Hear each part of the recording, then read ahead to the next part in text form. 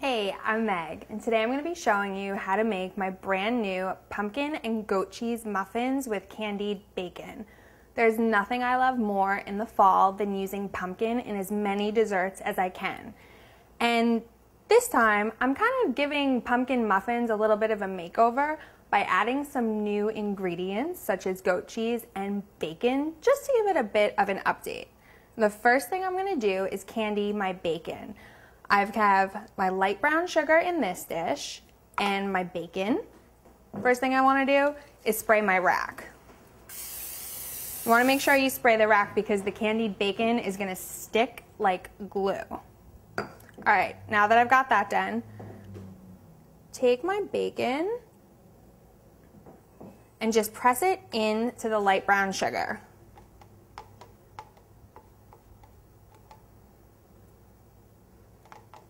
Flip it, do the same thing to the other side.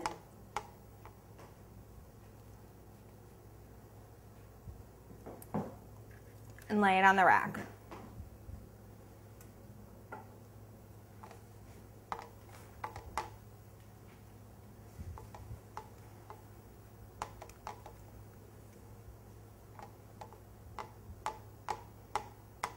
As soon as you get all your bacon coated, you want to get this in a 400-degree oven. It's going to go for about 20 minutes. You want to make sure you rotate it after 10, but after about 18 minutes, start keeping a real good eye on it. This is done when it basically starts smoking and it's going to get really, really dark. And as soon as you do get this out of the oven, I want you to remove it from the rack with a pair of tongs and get it onto a plate. So if you leave it on the rack, it's just going to stick. All right, now I'm going to show you how to make the pumpkin batter. In this bowl, I already have 3 whole eggs. I'm just going to start by whisking them together. This is such a super simple batter. You do not even need a mixer for this recipe. Once I've got them mixed, I'm going to start adding in a cup of granulated sugar.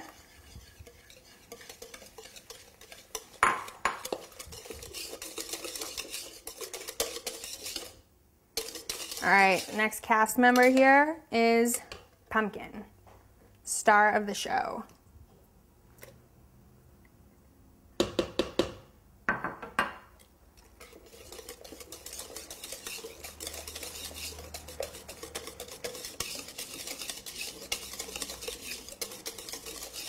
All right, time to start adding the dries. I've got 3/4 of a cup of all-purpose flour with a 1/2 teaspoon of salt.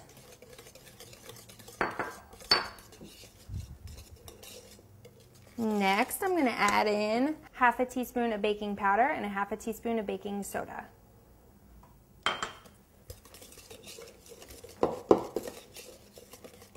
And last, I've got a teaspoon of cinnamon, a 1/4 teaspoon of nutmeg, and a 1/4 teaspoon of cloves.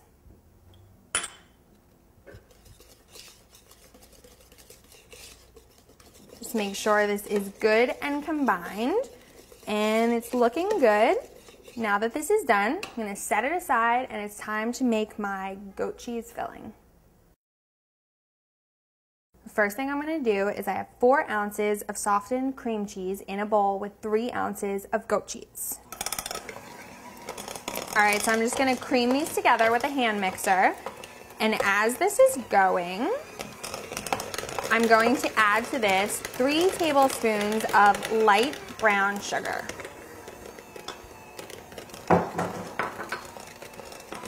Once this looks incorporated, I'm going to add 1 whole egg.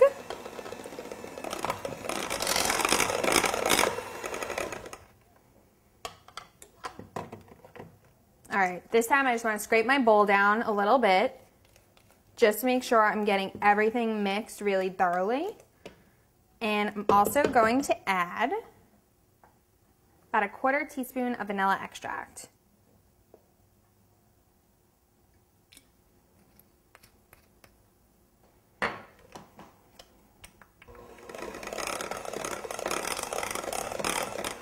All right, this looks really good. The last thing I'm going to add, just going to add another layer of richness to the filling, is sour cream. And I've got 3 ounces here. I'm going to add in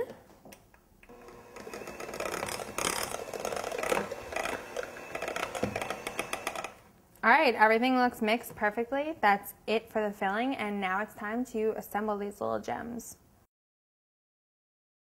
All right, now I'm going to assemble the muffins. The first thing I'm going to do is start filling my muffin pan with about 2/3 of the way with the pumpkin batter. This recipe is going to yield approximately 12 muffins. Just want to make sure you don't overfill these because you want to make sure you leave enough room for that goat cheese filling. Now I'm ready for my goat cheese filling. Just grab a teaspoon. And I like to put a good amount on here. Whoops.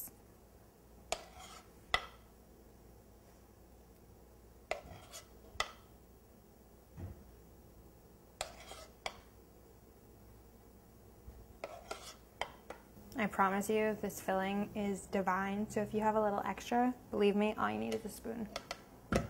Now that they're all full, just take a toothpick and swirl them together.